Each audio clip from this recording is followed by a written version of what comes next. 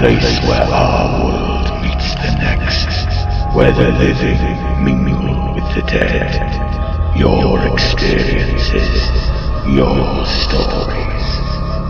Why not stay a while and join us on a fantastic journey to the other side?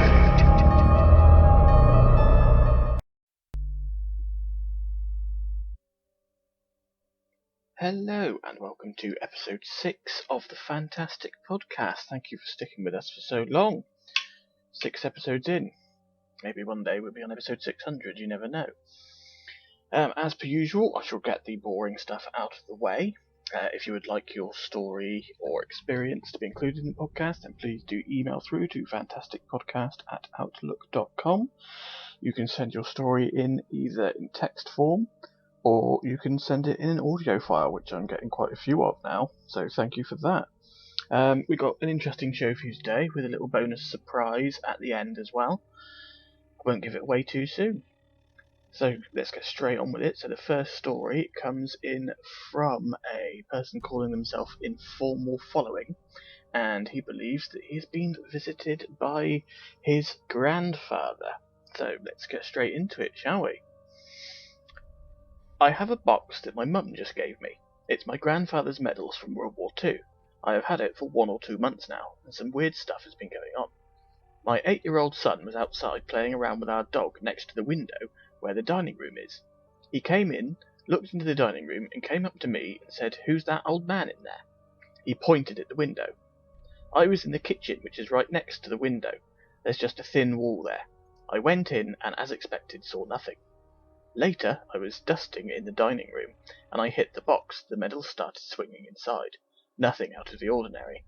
I moved on to dust the coffee table, and then the china cabinet. I looked back and saw that the medals were still swinging. I walked over to it, and they stopped. I turned to go out of the room, and one of the medals fell off. There's a small glass panel in front of them. I took off the back and put the medal back on the felt wall. Then, 2 days ago, the glass started cracking. I was in the room when this started to happen.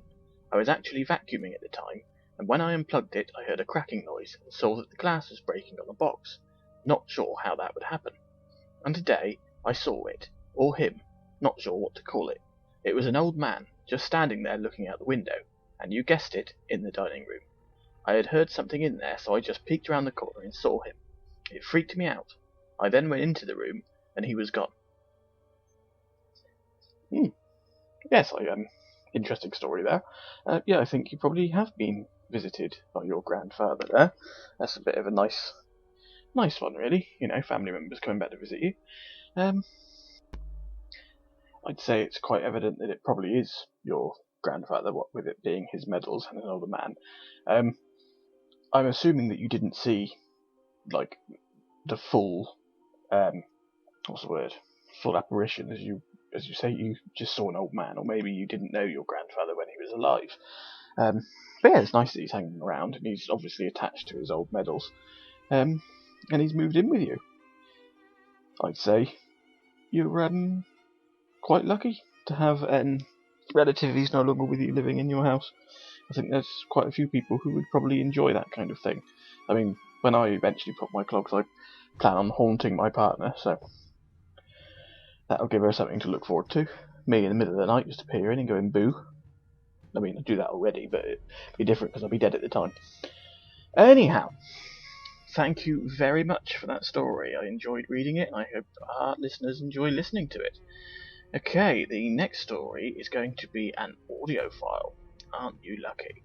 And it comes through from one of our oldest listeners.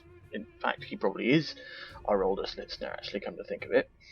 His name is Nathaniel Powell, and he is 87 years old. So let's have a listen. I remember this is a story that happened, that really happened. It happened when we were growing up and when we lived in the Cheney place. I don't know, another time I'll have to tell you about the Cheney place and what that means. But anyway, we were living in this house. It was a tenant house. We were sharecroppers at the time. And again, we had no electricity. And so we all used to congregate at night in one room downstairs, usually what we call Mom and Daddy's room. which was the largest one, not a very large one, but the largest one we had. And we would all, as a family, congregate there. And if we had a radio and a program, we could listen to that. Otherwise, we just listen to each other. Well, Boo, my sister, my younger sister, who's 6 years older than I, and Louise, my older sister, slept upstairs with Sister. And Bill and Brother John and I, Brother John usually wasn't there at this time, but anyway, Bill and I slept upstairs, and we had no heat anywhere except in that one room where we were congregating. So anyway, we were all there one night, and we were just talking, as a family. And everybody was there. Everybody who was at home was in that room. Boo and Mama and Daddy and Sissy and Bill and me and so forth. I don't remember Edie, but she was probably there too. Anyway, we went. We were all there, and Boo got up to go upstairs. And the stairs that we had to negotiate were at the end of the house, and they were very narrow. And they went up on the inside of the house and then turned to the left and went, on up the rest of the way. You see, at night, because we had no electricity, we had no lights to turn on or off as we went from one room to another. So we would take a lamp or a lantern or something, if anything, and carry those by hand to the room we were going to. But unless we were just going up there to stay, we didn't take anything. Just go up there and do what you want to do and get what you wanted and come back down in the dark. So Boo got up one night. It was dark, good and dark, and to go upstairs for some reason, I don't know why. And she went on up those steps, and she got right to what we call the landing. That's when you turn to go to the left. And she met someone coming down the steps. And this person didn't speak, and neither did Boo. But she could tell because she had to stand aside next to the wall for this person to get by. And the person, brushed right against her and went on downstairs. Now, Boo thought that was one of us, coming upstairs, or coming downstairs. So she didn't pay any attention to it. She went on upstairs and came back after a little bit. And she looked around, and everybody was still in Mom and Dad's room. And she said, "Who was that came upstairs a few minutes ago?" And, of course, nobody had gone. And we were all sitting right where we were, when she went up there. And nobody had gone. Nobody had left their chair or anything. And to this day, nobody knows who that was that Boo met on those stairs. Thank you very much for your story, Nathaniel. I thoroughly enjoyed listening to it. I'm sure our listeners will enjoy listening to it as well. I love the way you told that story. It reminded me of my grandfather when he used to tell stories. Little things like that. But yes, sounds to me like you probably did meet a spirit on the stairs all those years ago. Possibly somebody who lived in that house before, or possibly somebody just passing through. It didn't seem that they had any interest in staying around. It does seem to me like they were just wandering through on their way to somewhere else. But yes, you probably did have a experience. So thank you very much for your story, and as I say, I really enjoyed the way you told it. Thank you very much. Okay, our next story has been sent in by a user called Marcelema, and that will be voiced by my partner in crime. So without further ado, here you go. Can't exactly tell when it first started because my place had been haunted for as long as I can remember, but a few months ago I started getting some really strange dreams. I'd wake up in my room in total darkness and feel the worst unexplained fear, feeling like something was right there watching me. Then I'd wake up and realise it was just a dream and my room isn't as dark as I thought it was. Then it got worse. From once every few months it went to once or twice a month, and every time the dream advanced. First I tried to turn on my floor lamp, and when I did, I woke up. Then the floor lamp stopped working in the dream, so I'd use my phone light. Then that stopped working as well. so I'd have to either turn on the switch on the wall or get out of the room to be able to wake up. This experience got worse since Halloween, and I started to get other types of activity as well. On Halloween night, I was at home with my friend and the light was on in the kitchen. We heard the light switch turn off, so we thought thieves got in. We got really scared and called a friend. When he got here, we realised everything was fine, just the light switch was off. Since then, I got more activity, switches turning off when I was home alone, doors open and shut in the middle of the night. A damn candle was lit out of nowhere one night, and the dreams got worse and worse. So I started keeping track of the time, and I noticed it was always between 4:50 a.m. and 5 a.m. Only once it was 5:50 a.m., but I was sleeping in a different room. The dreams got worse and worse since last month. I moved the bed to another place in my room.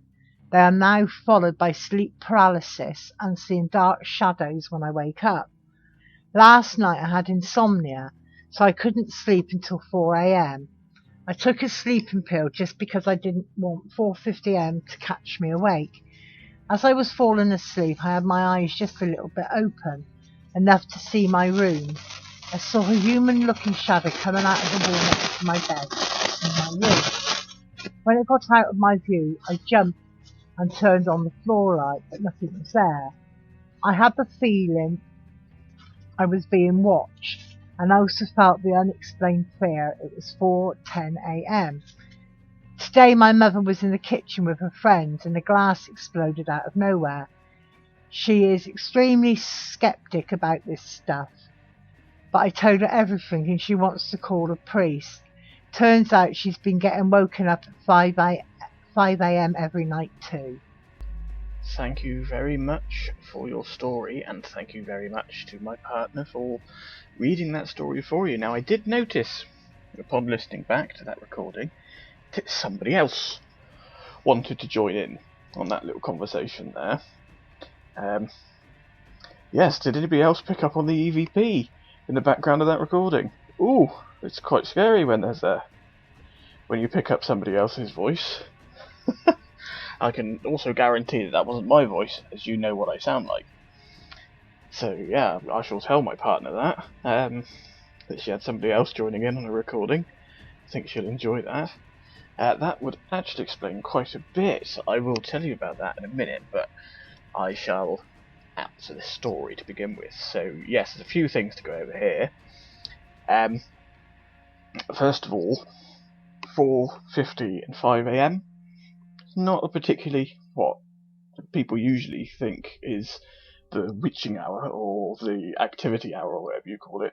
Is 3 a.m. So 4:50 to 5 a.m. isn't that? But yeah, it does sound like what I would call a recurring haunting if it always happens at the same time. And they are quite specific 2 times. And it's usually the same thing happens over and over and over again. That's why it's called a recurring haunting. It's generally just a spirit going through the motions of whatever they were doing. What's the word I'm looking for? Before death, in the event of an unexpected death, like sudden heart attack, aneurysm, those sorts of things. So thank you for that bit. Also, as we've talked about sleep paralysis before in this, I thought I'd go over a little bit of the science of what sleep paralysis actually is. Also, I don't know if anybody else heard that, but my headphones just picked up a woman's voice, so that's something I heard come through my headphones. I'll have to listen to this recording later on and see if anything turned up on the recording. That was quite creepy in itself. Stop that, you. But yeah, sleep paralysis is where your brain wakes up before your body, basically. So your brain is awake, your body doesn't know it, and is still asleep, and therefore you can't move any of your limbs or muscles or talk or scream or shout. It's quite a terrifying experience, as you can imagine. And it's also quite rare, but just in case any listeners didn't know what sleep paralysis was, I thought I'd go into a bit of it for you. It can be quite scary. Luckily, I've never suffered from it myself, I can't really imagine anything worse than that. It's when I was a child, I was afraid of the dark, so waking up in the dark and not being able to move would have been awful. But it doesn't necessarily have anything to do with paranormal. So you moving your bed and getting sleep paralysis, it could just be one of those things. Did it happen more than once, or was it just the once? And again, as for the lights and things turning off and on, there's not too much to worry about there, really. It's just a spirit and a recurring haunting. It's going through the motions. Now, thank you once again for that story. Now let's get on to what I was going to talk about earlier on, about why it makes sense that in my partner's recording there was another voice. So she had a bit of an active day today. When it comes to hauntings and spirits and things like that. Now, I think I've mentioned before that we are currently living in this house with a poltergeist, which gives us gifts and things. Well, this morning, before my partner went to work, she made herself a cup of coffee and put it on. So the way our settee is, it's a black leather sofa with perfectly flat arms, which are like little tables, so you can put plates and things on them like that, and it's nice. And so she put a cup of coffee on the arm of the settee next to her and started watching TV, morning television. And the coffee decided that it was going to throw itself at her and coat her in scalding hot coffee. So that was the first thing. And then earlier on this evening, I was cooking some tea. It was sausages and chips cooked in a deep fat fryer. Anyhow, I was the only person in the kitchen as my partner had just finished work, so I sat down watching television. I can't remember what she was watching now. And so I went out of the kitchen, chopped up the chips, put them in a deep fat fryer, turned up the heat, and then started on the sausages. Anyway, after about 10 minutes, I thought, the chips should be done by now. And when I turned around, the heat dial was on 0. Now, I know it wasn't me, and I know it wasn't my partner, because she, as I say, she'd been in the front room, and I could see her from the kitchen, as we have no door, and it looks through into the front room. So somehow, it turned itself down to 0. So we had coffee being thrown out, we had chips being spoiled, or trying to be spoiled, and we picked up EVP on her recording. So I think the poltergeist has decided to pick on my partner, so we'll have to put a stop to that when we can. Now, before I get on to the next story, I'm going to re-listen to this recording that I'm doing now, and once I've listened to it, I will let you know whether or not I heard the female voice that I heard come through my headphones. Of course, if you might have heard it the first way around, but I'm going to have a listen to it now before we get on to our next segment, which is another audio file, which has been sent in by a Barry Luntz. So we should listen to that in one moment. So for the rest of you, here it is now. And I can tell you ghosts are 100% true because I've seen one with my very eyes. Like, I'm not even joking. Like, no joke whatsoever, man. I'm telling you right now, okay? Alright, so I'm going to tell you this story. It's about me whenever I was just playing on my computer about 2 o'clock in the morning. I have about 7 different stories if you want to hear all of them. About 2 o'clock in the morning, I was on my computer, and my older brother was on his Xbox 360, and he was playing Call of Duty Zombies, and I saw something moving right out of the corner of my eye, and you know, I just look instinctively and I see this white figure just go whoosh, and it comes right at my face and it goes right above my head and then goes into my computer, and I don't know what the crap it did right then and there, but I got up and I was like freaked out and everything. I stayed stunned for like 5 minutes, and I looked at my brother and asked him, I said, "Did you see that?" He said, "Yeah, I saw something like white go across the corner of my eye." And I was just trying to make sure I wasn't going crazy at like 2 o'clock in the morning, man. I mean, it's mind-boggling. In fact, Matt, I do have multiple pictures of ghosts, like proof of ghosts, that ghosts exist. I have actual pictures of them. I'll go find some of them later, and if you want to check them out, then please do check them out, because these things are like freaky as crap balls, okay?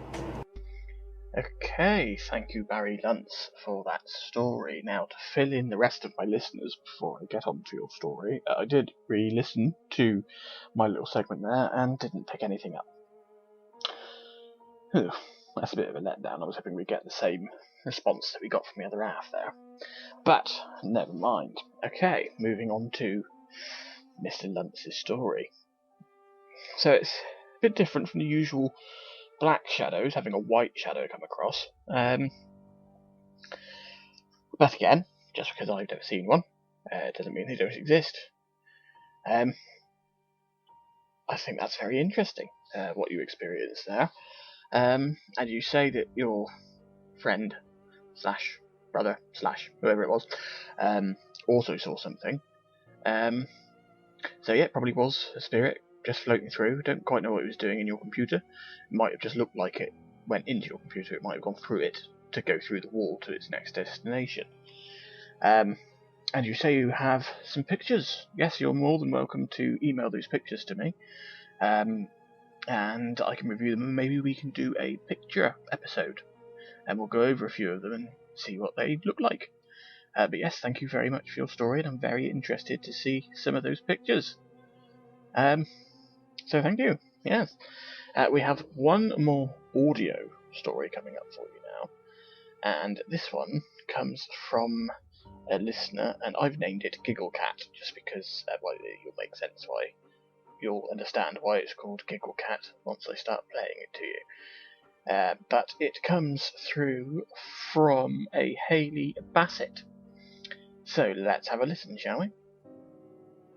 So I'm going to tell you a scary story about like what happened to me every time I'm in this house by myself.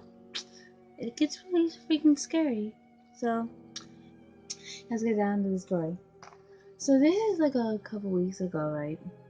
And I was just, sorry I do that a lot, but I was just like sitting, like I was just watching some TV and just relaxing, playing, texting my friends, doing the Musical.ly, doing Snapchat, doing all the other social media stuff. And then I go to the bathroom because, you know, girls gotta go. And then I was in the bathroom for like a while because I wanted to stay in there to do some Musical.ly. Because like the bathroom was a perfect lighting. And then all of a sudden, I hear the door open. I go out and shut it. And a few minutes later, I hear someone in my sister's room over there. I kept hearing laughing, talking, things falling over, and I went to go check outside to see if anybody was near her window because we can usually hear people near her window. But I went in to check. No one was there. I checked under the bed. I checked in the closet. I know I'm stupid. Check, right? Anyway, yeah, we went to go check, and then I thought it was just in my head. So I went back on the couch to text my friend Miranda, and then all of a sudden my cat comes in, cause you know she knows how to open the door and close it and all that. So she comes in, right? And I went to go pet, like she just kept staring at me for like the longest time. It was actually really pretty creepy. And I go up to pet her. I stop petting her. Well, she's laying down like, you know how cats usually lay down. And I stop petting her. She gets back up and turns around and looks at me. And I was just staring at her like, and so I start watching TV again, and she turns away, which is still creepy. So yeah, and like, what else is part of the story? Oh yeah, I go back to the bathroom. I hear another giggle, and I hear some pounding on the walls. This is like when I was by myself. My sister was with her friend, and I was texting Miranda saying all what's happening, and she was like, Kara, something like blah blah blah, you know, all this stuff. Call the police or whatever. Like, yeah, like I actually was this close to calling the police. So yeah, guys, if you think you have a haunted house, please don't stay home alone unless you want to get scared to death. And there you go. Thank you, Miss Bassett, for your story. Couple of things to go over in that one. So it sounded to me like you were chewing gum or bubble gum or something like that. Not criticising you for it, but thank you very much for your story. But if you are going to send in an audio story, people, please make sure you're not chewing gum at the same time. So there's a couple of things to go over. What on earth is Musical.ly? For the first one, if anybody could send me a comment on the video. What is it? Another thing. This is another one where cats being cats. So we had one don't think it was last week. I think it was the week before, when somebody kept finding dead birds. They couldn't figure out why they kept finding dead birds in a room that also inhabited 6 cats. And with this cat, you say it was staring at you after you fussed it, probably because it wanted more fuss. I mean, cats do that. I mean, I have a cat, did have 2. The other one is with the angels now. But one we've got at the moment, yeah, quite often he'll just stare at me if he wants something. That's just a normal thing cats do. So I wouldn't worry too much about that. It's just a cat being a cat. And as for the giggling and the laughing going on in your sister's room, don't have an explanation for that one. Especially as you said that your sister wasn't in the room at the time. So yes, disembodied giggling, probably a haunting. Cat looking at you, probably not a haunting. So the giggling, yes. Cat, no. I mean, it doesn't take much to find a cat that doesn't look happy. Just don't give it what it wants for 2 seconds, and it'll soon, give you a murderous glare. But yes, thank you very much for your story. You didn't sound too scared in it, so that's good. It obviously didn't freak you out, badly enough to really terrify you. But yes, disembodied giggling can be a sign of a haunting. As I say, voices, giggling, things like that. Sometimes they could have an explanation, like maybe it could be your neighbour's TV was extra loud, something along those lines. But I like to think that everybody who sends a story in knows what they're talking about. Of course, when it doesn't come to cats.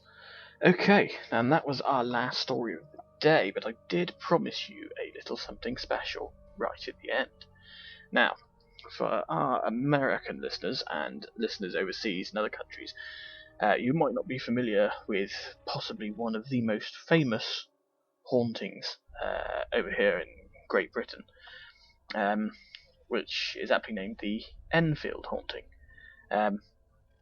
which is what the film The Conjuring 2 was based on.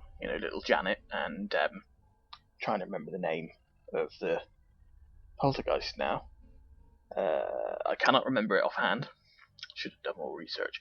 But what I did research and find was in the film The Conjuring 2 and the TV series, which aired over here, called The Enfield Haunting, it went into detail about a voice that would come out of this young girl, which belonged to Bill Wilkins. There we go. Which was the name of the supposed poltergeist. Now, I did some digging, and have actually found an original audio recording of the real Enfield haunting, and this is of the voice of Bill Wilkins coming out of the little girl, Janet.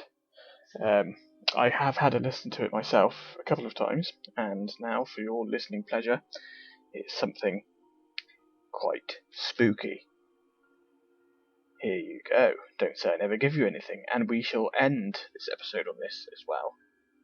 So before I get into it, I must do my usual, say thank you for listening, get some sleep, and whatever you do, don't have nightmares. Let me hear you say my name. Come on, let me hear you say my name.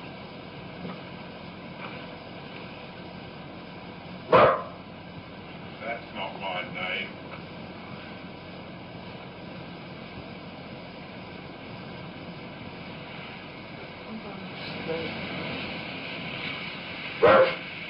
Come on, my name's Morris. Let me hear you say it. Morris. Say Dr. Belloc. Come on, let me hear you say that. Come on, let's hear you say Dr. Belloc. Could you close that door down? Say Dr. Belloc. What is it? Just hold that one on. Good work. Now, if you squeak the bed, I can't hear you talking. Now, say Dr. Belloc. Come on. Come on, say it for me, Dr. Belloc.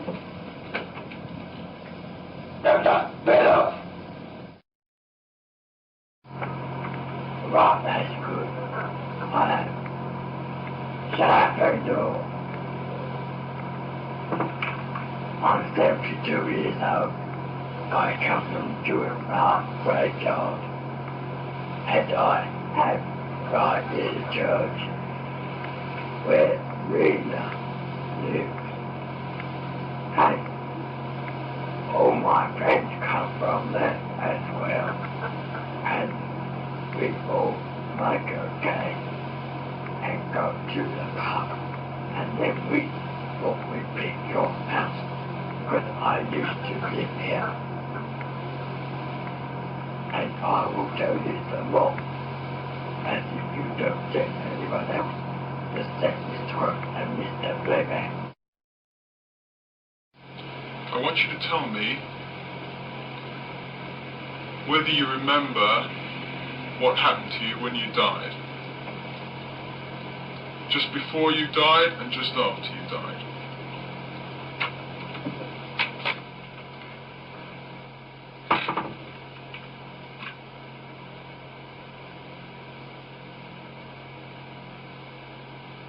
Days before I died, I went blind. Then I had an hemorrhage, and I fell asleep, and I died in a chair in the corner downstairs. Bill, if you're there, would you answer me the following question? What have you done with Denise's 30p?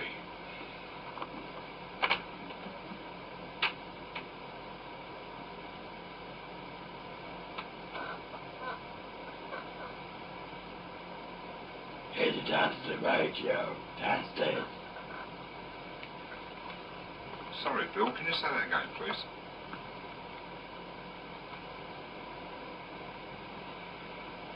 Headed down to the radio downstairs.